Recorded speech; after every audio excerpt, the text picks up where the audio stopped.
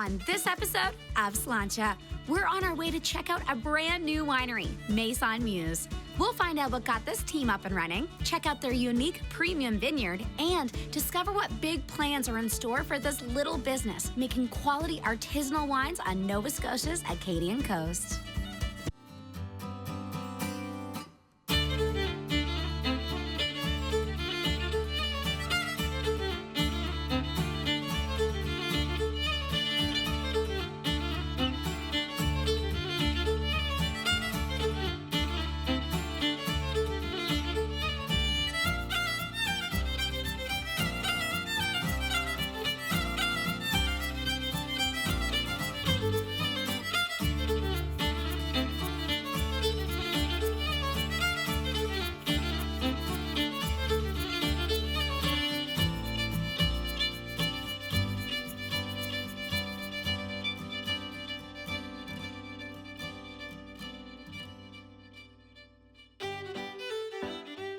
Located along the Acadian coast of Nova Scotia, you'll find the 2-acre estate vineyard and winery of Maison Meuse.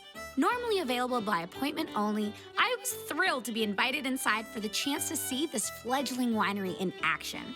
To find out what had first inspired him to embark on this wine adventure, I spoke to the founder and winemaker, Dan. I actually started with wine, these small little packs of wine, and then I shifted to beer. So I made beer for many years in my early 20s, and then after a while, I kind of graduated from making wine kits. And there was one day where I thought, I wonder if I can find grapes, from the valley, source them out, and actually make wine.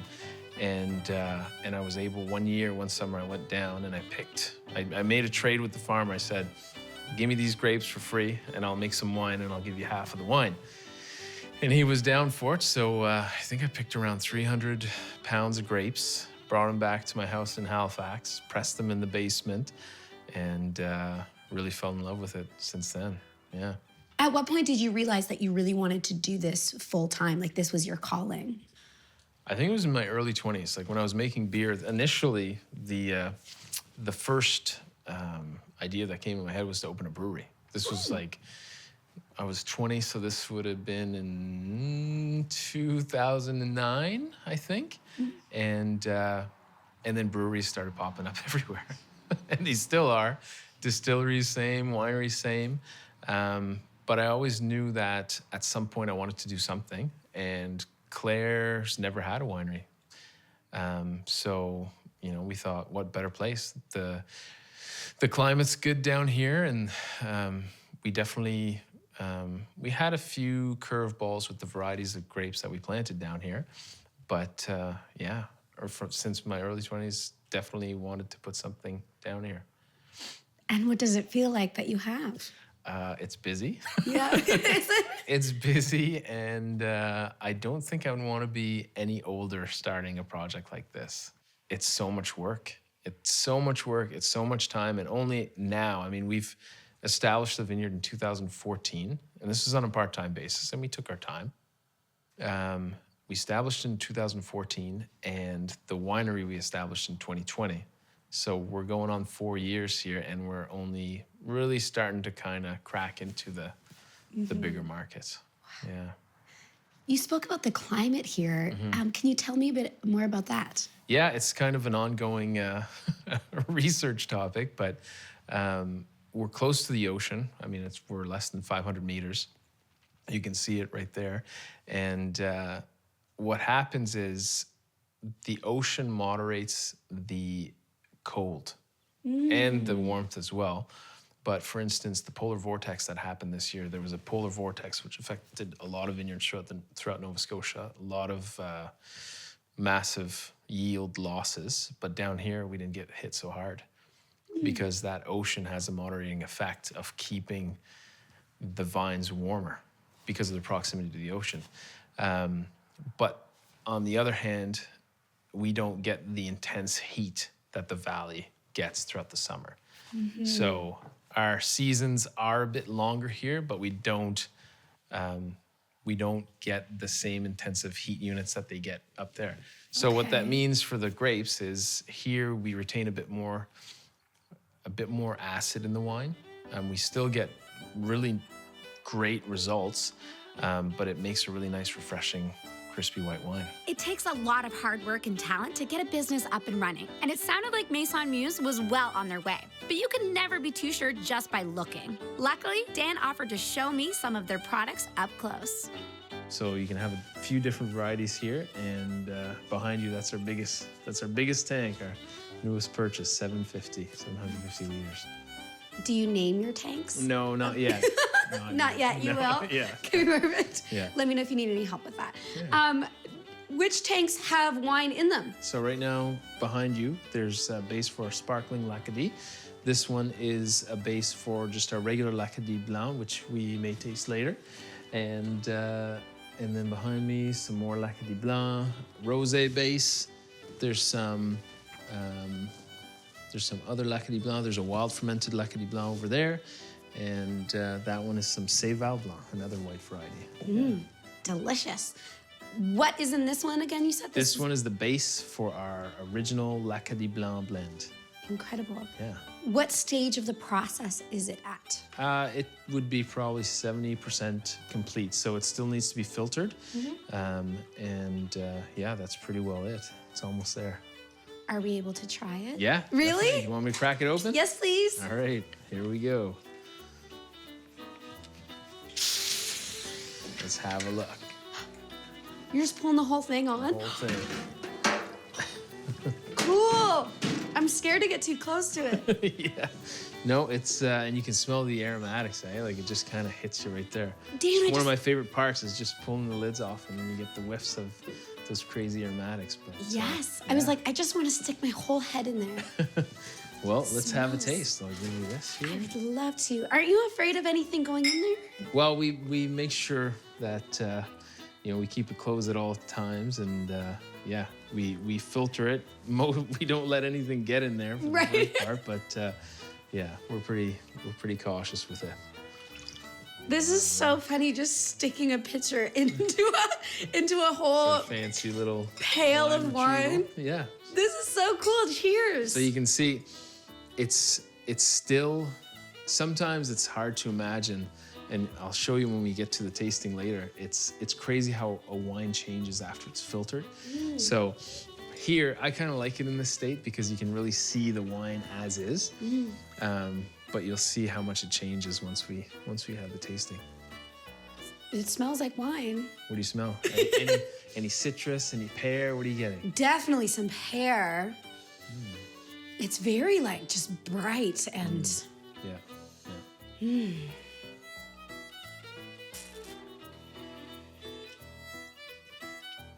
it's actually lovely already. And you see there's a bit of acidity, but you basically touch that up with just a little bit of sugar, so it still remains a dry wine.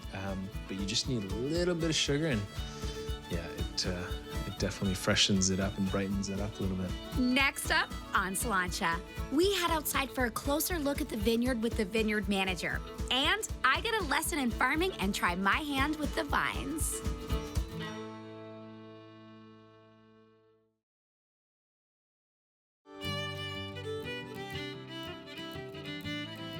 Located along the Acadian coast between Digby and Yarmouth lies Camoville, and home to one of the newest wineries around, Maison Meuse. To find out what it was like to start a vineyard from the ground up in their community, I spoke with one of the co-owners and the vineyard manager, Alec. It's pretty incredible, really. It's something that when we moved into our house, it was just an empty field, and we kind of kept thinking, what are we going to do with this big field with tall grass in it? We had no idea what it would become, but yeah, it's pretty amazing. And what does it feel like to literally, place some roots here in your area? It feels pretty good. We're the first winery in Clare. A lot of people are moving away from here, so it's kind of fun to be able to do something new and hopefully, bring some new people in and bring some more tourists in and stuff like that to try to help the community out. We're part of a program that was a research program to find native yeasts on your property. So we then took some samples in some blueberry bushes, some apple trees. He dug up some dirt and from all around, and we sent some in, and we found there's one. I think there's one match that would be good for making wine. So we still haven't got to use it yet, but hopefully maybe next year we'll be able to use it in our next vintage. Alec, what is the thing that surprises you the most about farming? There is a lot to learn. When we first started this journey, we were under the impression that it was somewhat easy to grow grapes, but as time has went on, it seems like the more that we know, the less we know. It's a never-ending learning journey, I'd say. How does that feel? Like, is that frustrating? Is that exciting? I mean, it can be frustrating at times for sure, but yeah, it's always you're learning something new all the time. So yeah, it's exciting, yeah, for sure. Alec, I'm so curious. What would you like people to experience when they taste your wine? Hopefully, when people taste our wine, that our wine can express all the hard work and the dedication that we put into it. Hopefully it comes through our wine as something positive and that people can enjoy. Do you have any advice for people who would like to try this themselves? I would say that hopefully you're a hard worker and you're not scared to take risks. And I'd say do your homework. There's a lot to learn. But it's a very fun and rewarding journey to be on, I'd say.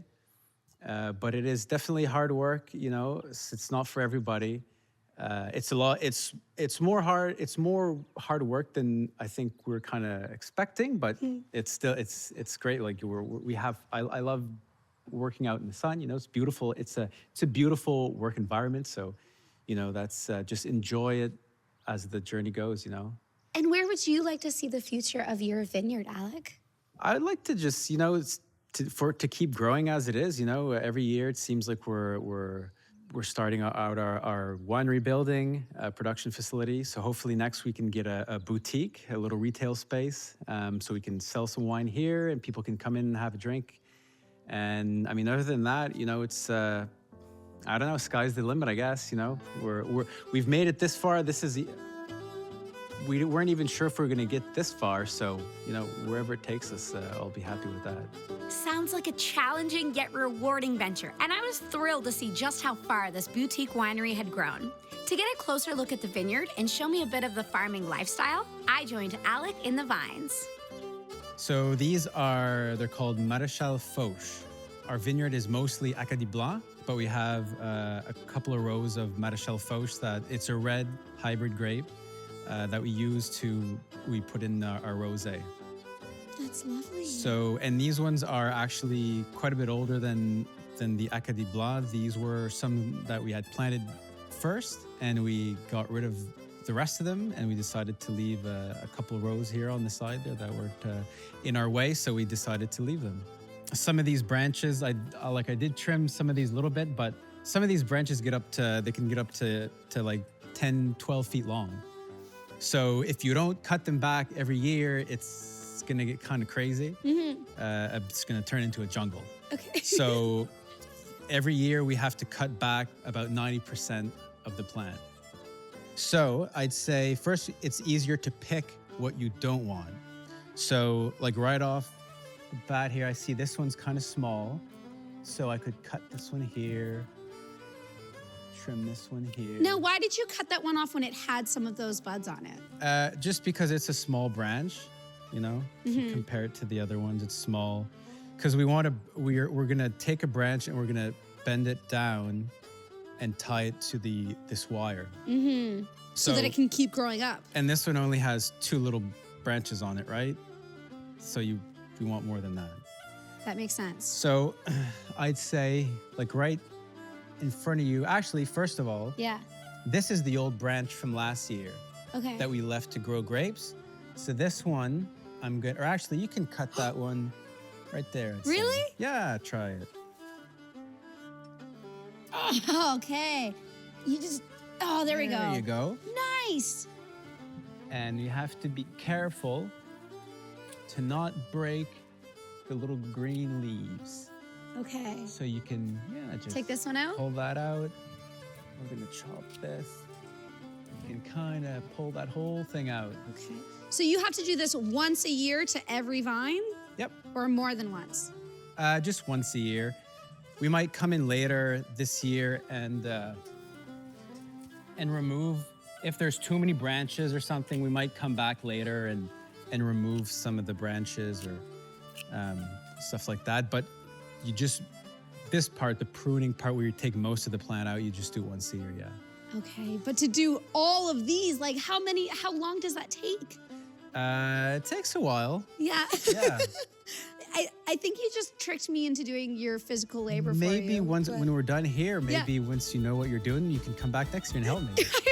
I knew you were gonna rope me into this. All right. Next up on Slainte, it's not every day you get to sample wines with the winemaker. I sit down for a full sampling of the delightful varieties available at Maison Meuse.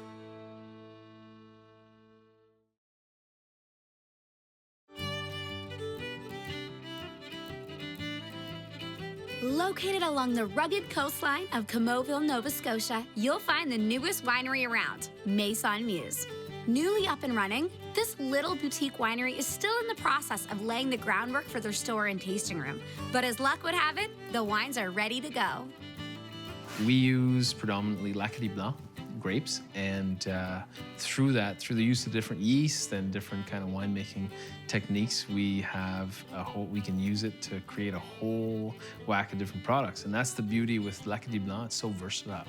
So basically what we have here, we have the unfiltered L'Acadie Blanc, which you tasted earlier, just to kind of, calibrate our palates. And then the first one is our last vintage, the 2022 L'Acadie Blanc, filtered, bottled, the whole thing. The one after that is the 2021 L'Acadie Blanc. So we can see the differences in the vintages. And the fourth one is our wild fermented L'Acadie Blanc, our L'Acadie Blanc Sauvage, that's what we call it. And then the last one is our L'Acadie Blanc Pétillant, which is our bubbly. Ooh, that one looks so nice. They all look lovely, sorry, but the bubbles on that one are just making me excited. It's fun, yeah. So the very first one you said, this is what we tried already? Exactly, yeah. Okay, cool. Well, I remember liking it, so that's good. It's lovely. And it's funny because I use that one as the first one because we're gonna be going through various degrees of sweetness. They're all still dry wines, but we're going kind of less sweet to the sweetest. So the second one, again, is our last year's vintage, but you'll be able to see the difference on this one. Yeah.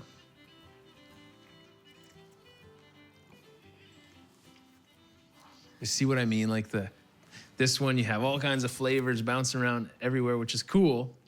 And there's an acid profile, but this one is like, it's kind of just, nice and smooth and focused and just easy drinker.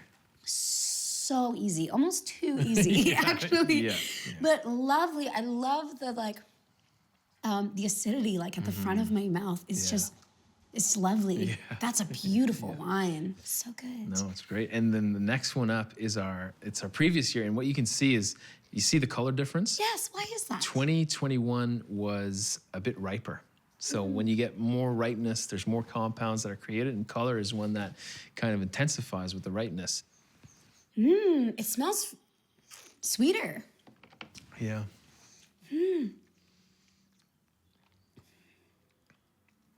So different, though. It is so interesting to me.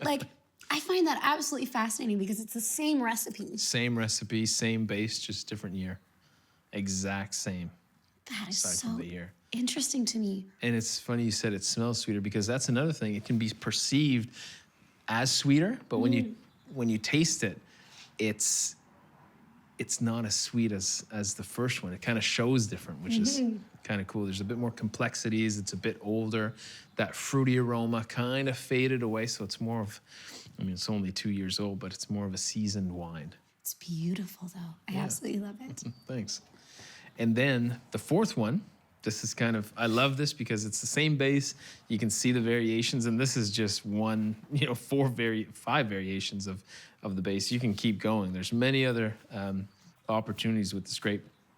And the fourth one is actually a wild fermented Lacadie. What does that mean? So normally, to achieve consistent results, and especially with a product that you're kind of that you've crafted for the general public, usually you use commercial yeast because you can predict the results. So you buy same as the yeast that they have at the store, although this is made for wine. It's in a dry powdered form. You add that to your ferments and to your tanks, and you get a fermentation that's predictable. You know where it's going to go. You know the aromatics that come out of it.